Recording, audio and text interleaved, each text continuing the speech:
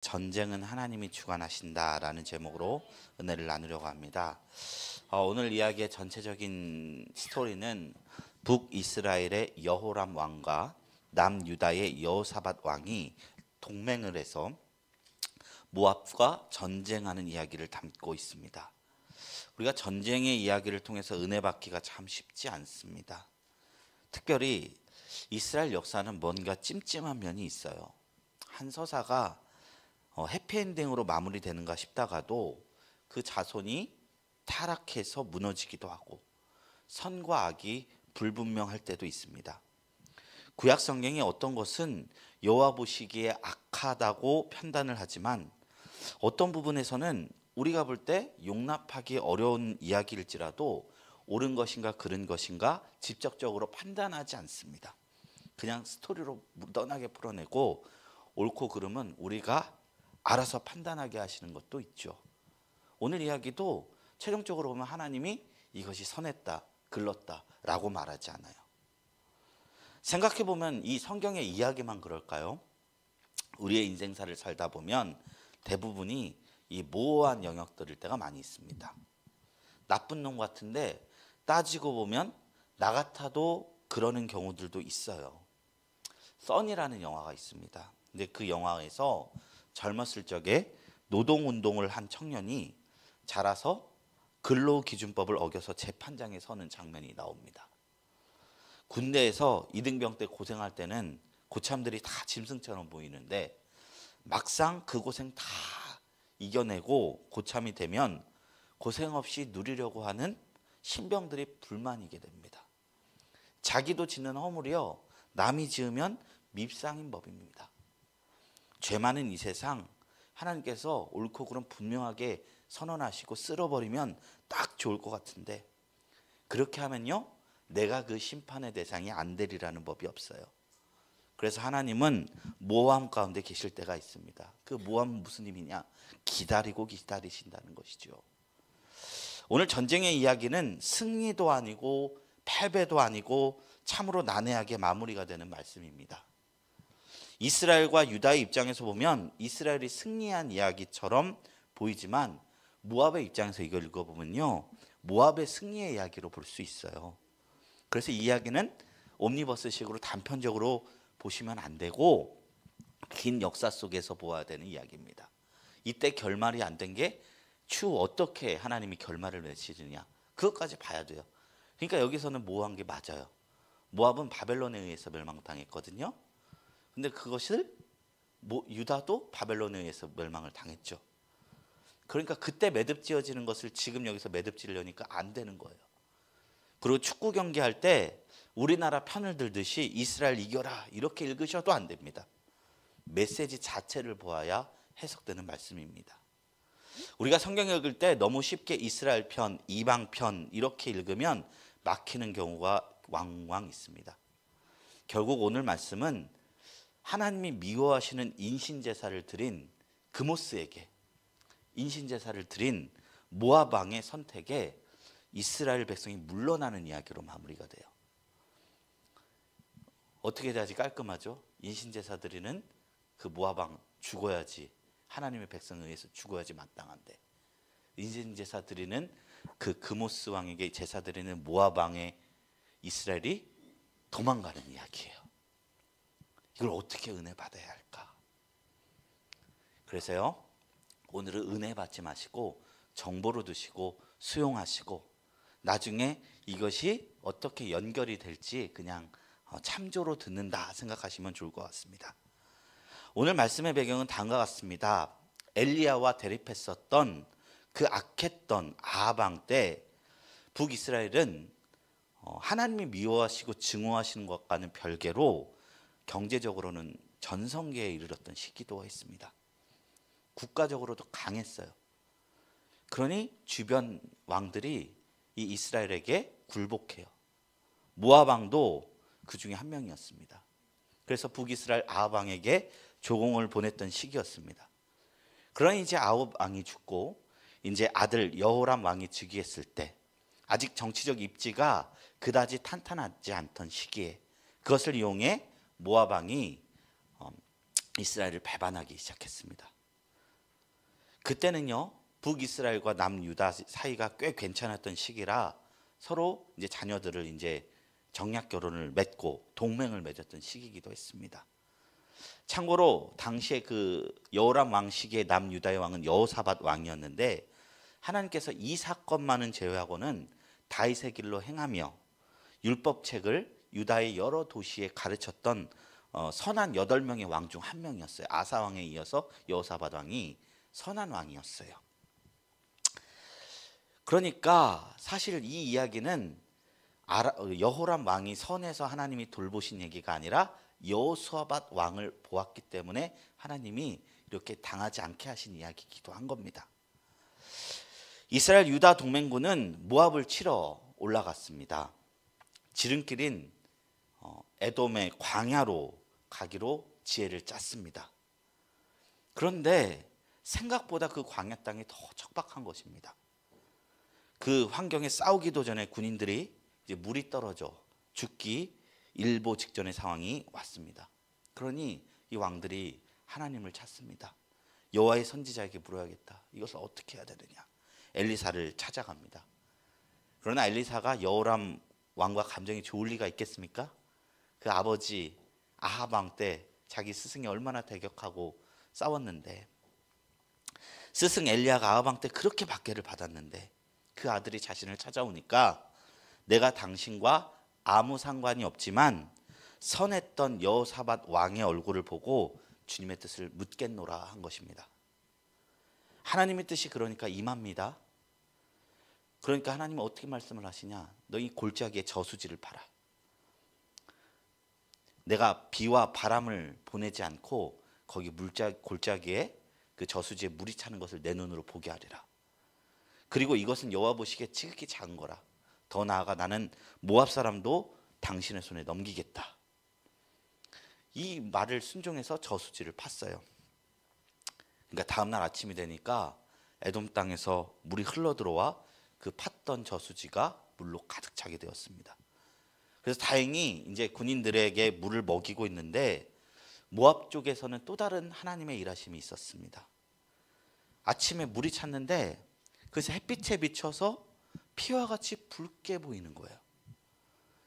모압 왕이 생각하기를 어제만 해도 물이 없었는데 다음날 되니까 이제 물이 이렇게 비쳐서 빨갛게 빛나니까 아하, 물이라 생각 못하고 저 붉은 액체는 피로구나. 이스라엘 군인과 유대 군인이 지금 광야 가운데서 내전을 벌이고 있구나. 오해한 겁니다. 이때 내가 쳐들어가면 이스라엘과 유대를 동시 공략할 수 있겠다 하고 쳐들어온 겁니다. 그런데 오판이었죠. 이제 물을 먹고 재정비된 유대군이 정신을 딱 차렸는데 거기에 호랑이 입에 들어오는 먹이처럼 딱 오는 겁니다. 그래서 이제 모압군을 정면으로 치니까 모압이 멸망하기 직전이 되어버렸습니다. 그래서 최종적으로 모압 왕의 군인들은 다 당하고 그 지방에 있는 모든 분을 다 돌로 채우고 물은 메우고 막 사람이 살 수 없는 곳으로 막 파괴할 때 모압 왕은 700여 명의 군사만 남겨두고 도망할 수밖에 없는 상황이 된 거예요. 꼼짝없이 죽게 생겼습니다. 에돔으로 도망가려 했는데 그 길도 막혔어요. 곧 여호와께서 선지자 엘리사를 통해서 예언하신 것이 이제 이루어지게 되는데 모압 왕이 그때 어떤 선택을 하느냐. 자신의 장자를 데리고 성 위로 올라가 죽이고 번제를 드립니다. 이때 마지막 말씀에 보면 유다와 이스라엘 연합군에게 경노함이 임해서 전쟁이 그쳐지고 각 나라로 돌아갔다로 말씀이 마무리되는 거예요. 여기서 경노함이 임했다는 것이 참 난해주의입니다. 성경이 이후에 추가적인 설명을 해주고 있지 않기 때문입니다. 극단적으로 해석하면 모압의 신 그모스가 역사에서 연합군이 분열됐다는 이야기로 해석이 될 수 있을 정도로 난해합니다. 어떤 이는 이 경노함이라는 단어를 당황함으로 해석해서 자신의 아들을 죽이는 모압 왕의 결단에 사기가 꺾이고 바들바들 떨어서 이제 꺾였다라는 걸로 해석을 하기도 해요. 실제로 이 해석 받아들여서 세번역 성경이 경노함이 아니라 당황함이라고 해석을 했어요. 그러나 우리가 개역 개정에 근거한 해석에는 정반적인 성경의 정서를 담아서 해석해야죠. 이 말씀은 여호와 하나님이 유대와 이스라엘에게 진노하셨다라는 것을 읽는 겁니다. 왜 진노했을까요? 엘리사를 통해 말씀하신 하나님의 말씀을 믿지 못한 까닭입니다. 반만 순종했어요.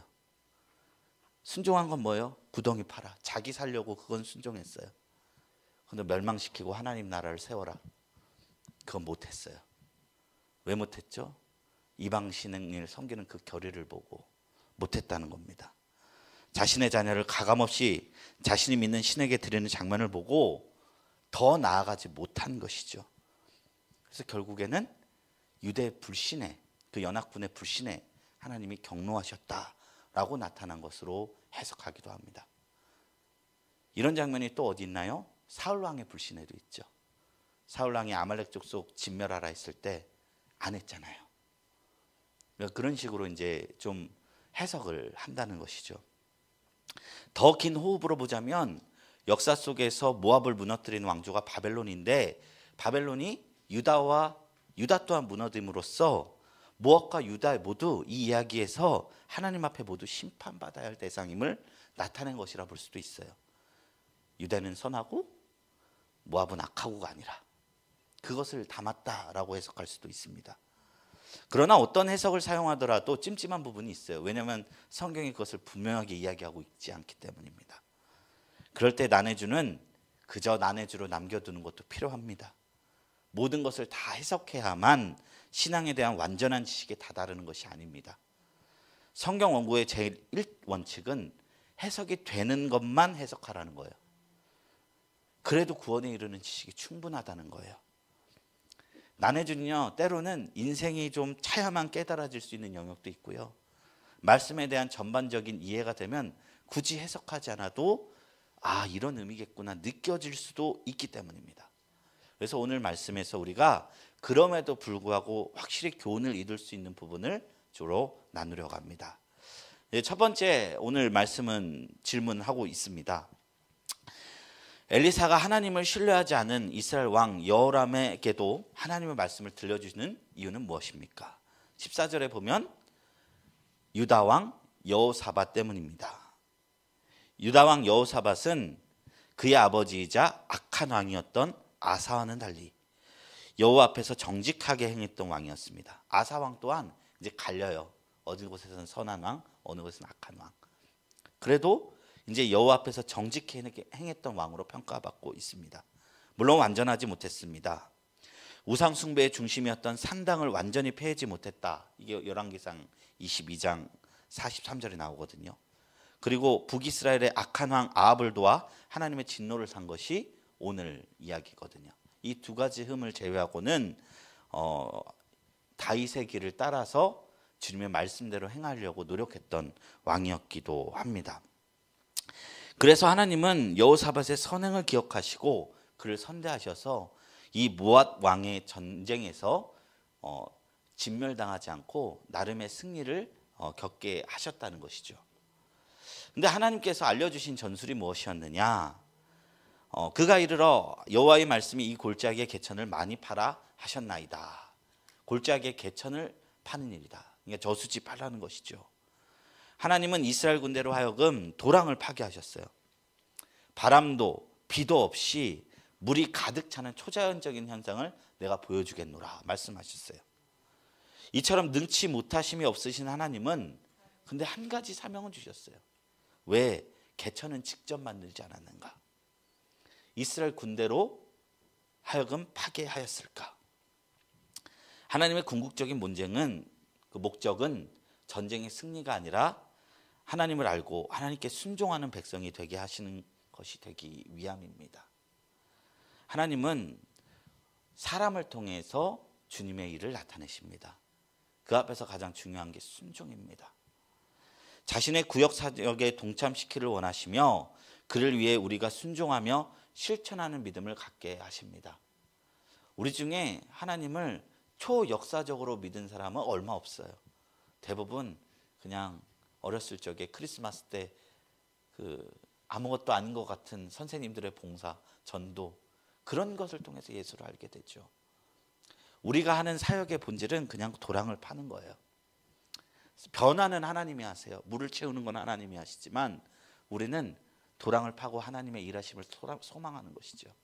그래서 하나님의 일하심을 바란다는 것은 감나무에서 잎을 열고 있는 것이 아니라 땅을 파고 감을 심는 것, 열매 맺는 거 어차피 하나님이 하시니까 그렇다는 것이죠. 세 번째 질문입니다. 하나님께서 하신 약속은 무엇이며 그 결과 어떻게 되었습니까?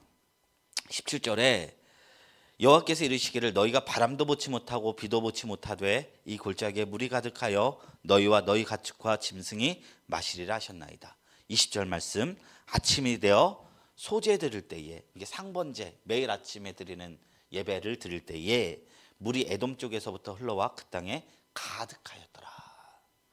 하나님께서 바람도 비도 없이 골짜기에 물이 가득하게 하셨습니다. 가축과 짐승이 마실 것을 약속하셨고 그 말씀대로 이루셨습니다.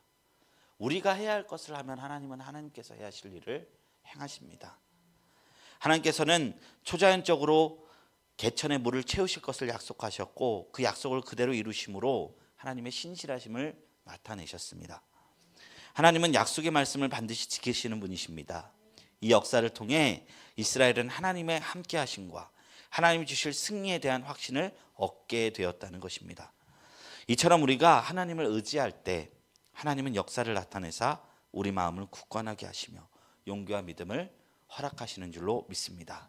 그래서 나눔 질문으로 들어갑니다. 하나님은 유다의 신실한 왕 여호사밧을 위해 이스라엘 왕과 에돔 왕까지 구원하셨습니다. 하나님은 자기 백성을 통해 세상을 복되게 하십니다. 하나님이 나를 통해 내 주위 환경과 사람들을 복되게 하신 적이 있다면 나눠보시기 바랍니다. 그렇지 않다면 복되게 하시라는 것으로 받아들이시기 바랍니다. 가족 전도하셔야 되고 최소 그 정도는 돼야 됩니다. 나를 통해서 일하십니다. 교회 맡기면 안 돼요. 교회가 하는 일은 선포까지예요. 결국에는 교회가 가정의 교회되게 하는 것이 가장 건강한 모임입니다. 교회가 모여서 교회를 이루는 거예요. 왜냐하면 교회라는 것은 건물이 아니라 그 믿음자들의 공동체이기 때문입니다. 그럼 가정이 예수 다 믿으면 그 가정 교회죠.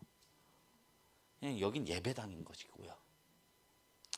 두 번째 질문입니다. 하나님은 사람의 도움을 필요하지 않으시지만 이스라엘 군대에게 구덩이를 파라고 명령하셨습니다. 하나님의 구원 사역에 동참시키는 조치이며 믿음의 실천을 요구하시는 명령입니다. 하나님의 약속을 믿기에 믿음으로 실천해야 하는 삶의 과제가 무엇이 있을지 한번 이야기해 봅시다. 이제 두 번째 질문입니다. 하나님이 전술이 이스라엘에게 승리를 안겨줍니다.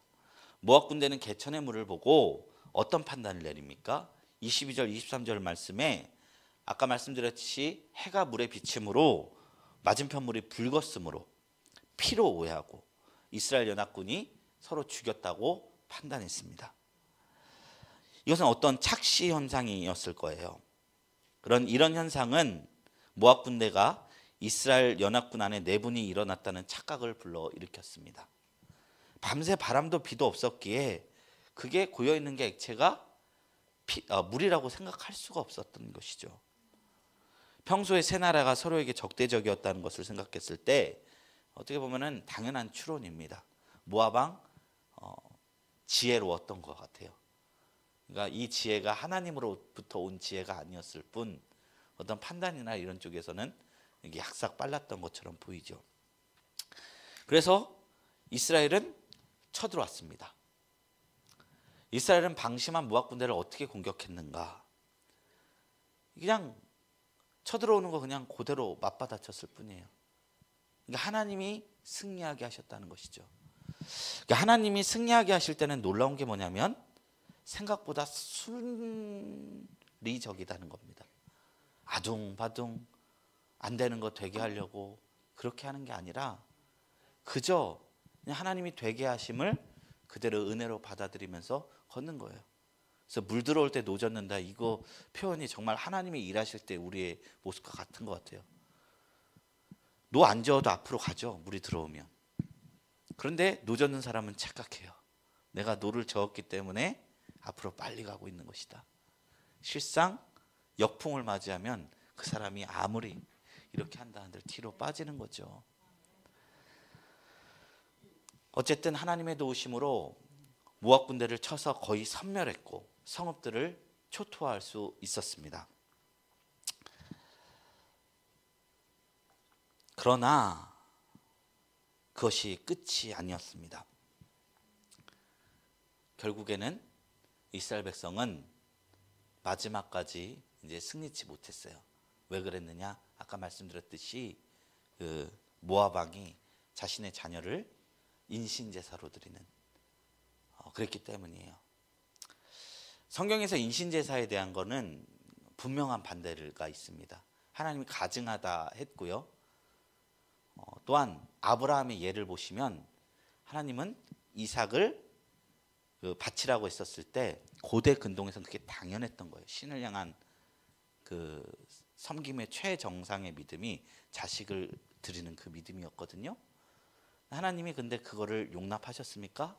용납지 않았어요. 사람들이 이걸 오해하고 자식까지 바치는 신앙. 근데 그 이야기 자체가 하나님께서 그걸 원치 않는다라는 거거든요. 이것까지는 못 읽는 거거든요. 그러나 어찌됐건 악인은 악인의 열심으로 선한 이들을 물리쳤습니다. 그래서 이 이야기가 어렵습니다. 그렇지만 이 어려운 게 우리의 삶이죠. 모호하죠. 그 모호함 자체도 우리가 받아들일 수 있는 게 신앙의 가장 높은 경지라고 생각이 듭니다. 어떤 목사님이 그러시더군요. 앞에 서서 이중직을 하시기 전에 목사님이셨대요. 그러니까 사역만 하신 거예요. 물론 사역 어려워요. 제대로 하면은 되게 시간도 많이 들고 마음도 많이 쏟는데 사회생활 안 하고 사역만 하니까 이쪽만 경험이 있으신 거예요. 그러니까 이분은 최선을 다해서 설교를 준비해서 당산 위에 서서 하는데 나름 설교를 잘했다고 생각하셨대요.